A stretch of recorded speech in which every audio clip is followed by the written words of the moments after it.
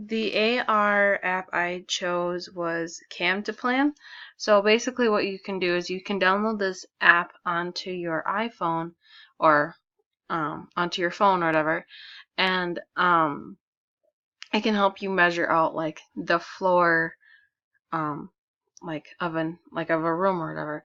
So I just did like my I did like a little box in my entryway, just like if you wanted to put like an area rug there. So what you have to do is once it scans the floor or detects the floor, then you get these red flags where you just drag to where you want them to go.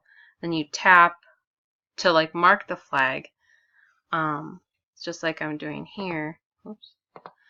And so yeah, so then I made the box, and then when you are done, you can hit save up here, and then it will show you like the floor plan you made. And you can see a 2D or 3D version, but the 3D wasn't working for my video here. So yeah,